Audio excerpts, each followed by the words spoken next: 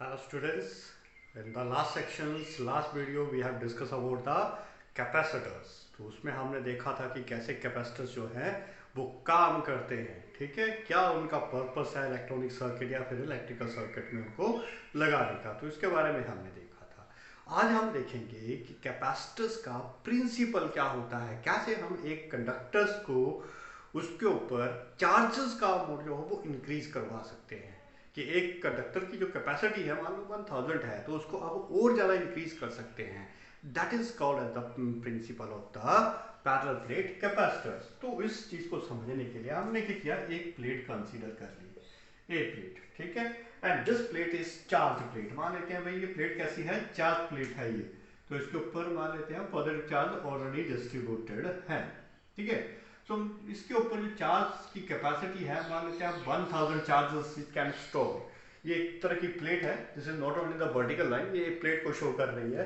तो इस प्लेट की जो कैपेसिटी होगी दैट इज द 1000 चार्जेस, ठीक है। कितनी कैपेसिटी है, 1000 चार्जेस को। ये प्लेट कितने चार्जेस को स्टोर कर सकती है, 1000 चार्जेस को स्टोर कर सकती है। तो जब इसने 1000 चार्ज को स्टोर किया तो मान लेते हैं इसने कुछ पोटेंशियल क्रिएट किया, that suppose to be a 100 volt. कितना मान लिया हमने इसको, 100 वोल्ट मान लिया। अब ये प्लेट इससे ज्यादा चार्जेस को स्टोर नहीं कर पा रही है, इसकी कैपेसिटी यहां तक स्टॉप हो चुकी है 1000 charges by creating the 100 volt potential, ठीक है। मैं चाहता हूं ये चार्जेस को और ज्यादा स्टोर करें। तो इसके लिए हम क्या करेंगे, एक न्यूट्रल प्लेट इसके पास लेके आएंगे। मान लो ये न्यूट्रल प्लेट बी है, इसको मैंने नाम दे दिया, कितना, बी नाम दे दिया। अब देखो यहाँ पे due to the induced process, यहाँ पे क्या होगा, एक इंड्यूस्ड प्रोसेस होगी। तो उसकी वजह से क्या होगा, जितना भी नेगेटिव चार्ज होगा वो यहाँ पे कम्युलेट होगा in the one side of this plate, and positive charges will stored in the other side, दूसरी तरफ प्लेट के में हो जाएगा स्टोर, ठीक है। तो कैसे हुआ, because of the induction process. किसकी वजह से हुआ, इंडक्शन प्रोसेस की वजह से। पॉजिटिव प्लेट ने क्या किया, इस न्यूट्रल प्लेट के जितने भी इलेक्ट्रॉन थे उनको अपनी तरफ अट्रैक्ट कर लिया और पॉजिटिव चार्जेस को दूसरी तरफ रिपेल किया, ठीक है। तो यहाँ पर रिपल्शन हुई और नेगेटिव चार्जेस के ऊपर अट्रैक्शन हुई।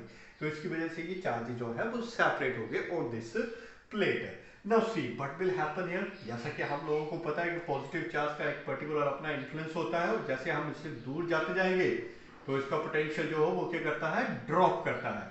और नेगेटिव की वजह से अपना एक नेगेटिव पोटेंशियल होता है। जैसे हम इसके नजदीक आते चलेंगे तो ये पोटेंशियल क्या होगा, इंक्रीज करेगा, ठीक है, पोटेंशियल इंक्रीज। और जैसे दूर जा रहे हैं तो पोटेंशियल यहाँ पे ड्रॉप होगा, ठीक है। तो बस इसी कंसेप्ट को लेकर के हम यहाँ पे देखते हैं कि कैसे हम एक प्लेट के ऊपर चार्जेस की कैपेसिटी को इंक्रीज कर सकते हैं। अब देखो यहाँ पे इंडक्शन प्रोसेस की वजह से क्या हुआ था, नेगेटिव चार्ज डेवलप हो गया था। तो नेगेटिव का अपना एक पर्टिकुलर इन्फ्लुएंस होगा, ठीक है। तो ये नेगेटिव चार्जेस इस प्लेट के ऊपर क्या करेंगे, अपना इन्फ्लुएंस डालेंगे, ठीक है। जिसकी वजह से क्या होगा, यहाँ पर इसका पोटेंशियल जो है वो डिक्रीज कर जाएगा। कैसे, जैसे मान लो यहाँ पे इसका पोटेंशियल कितना था, 100 वोल्ट का था, ठीक है। इस नेगेटिव ने मान लेते हैं कितना पोटेंशियल क्रिएट किया, 40 वोल्ट का पोटेंशियल क्रिएट किया। नेगेटिव चार्जेस है तो नेगेटिव 40 होगा, नेगेटिव होता 40 वोल्ट का पोटेंशियल जो है इसने क्रिएट किया। अब ये पॉजिटिव भी, इन पॉजिटिव और नेगेटिव चार्जेस तो सेम ही होंगे, तो यहाँ पे अगर -40 तो यहाँ पे +40 होगा। लेकिन क्या हो रहा है, हम इसका इन्फ्लुएंस देख रहे हैं इस प्लेट के ऊपर, ठीक है।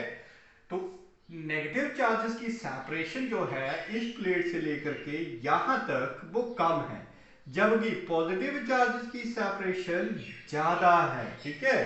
तो इसकी वजह से क्या हो रहा है, डिस्टेंस की वजह से पोटेंशियल जो है पॉजिटिव का यहां पर उतना ज्यादा इन्फ्लुएंस नहीं कर पा रहा है जितना नेगेटिव इस प्लेट के ऊपर इन्फ्लुएंस कर रहा है, ठीक है। अभी हमने देखा कि पॉजिटिव से जितना ज्यादा दूर जाते जाओगे तो उसका पोटेंशियल जो है वो ड्रॉप होता चला जाएगा, ठीक।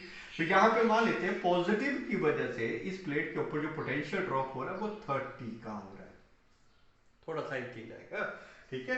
तो कितना हुआ, 30 वोल्ट का पोटेंशियल ड्रॉप हुआ। तो यहाँ पे अगर आप देखते हो तो टोटल वैल्यू जब हम कैलकुलेट करेंगे तो व्हाट विल हैपन हियर, तो नेगेटिव होता 40, तो यहाँ पे वैल्यू आ जाएगी 90 वोल्ट। इस प्लेट की कैपेसिटी थी 1000 चार्जेस की, और इस 1000 चार्जेस पर इसने पोटेंशियल कितना क्रिएट किया था, 100 वोल्ट का।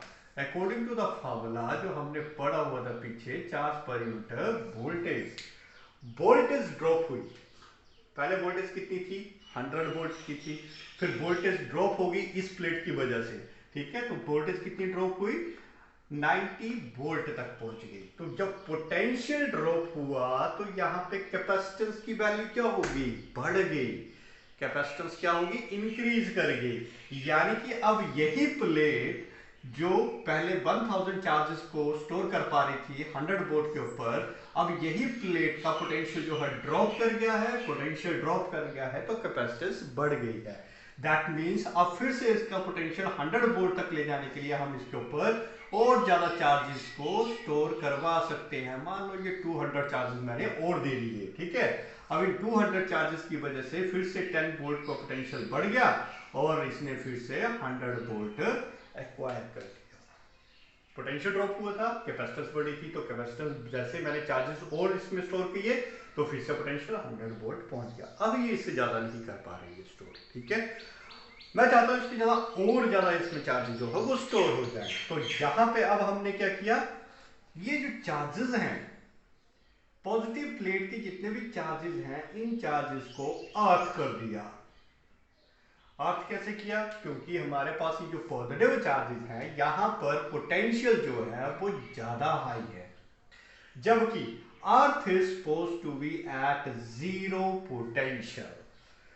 तो चार्जेस हमेशा कहां से कहां फ्लो करेगा भाई, पॉजिटिव टू जीरो पोटेंशियल, ठीक है, higher potential to lower potential की तरफ ड्रॉप करेगा, ठीक है।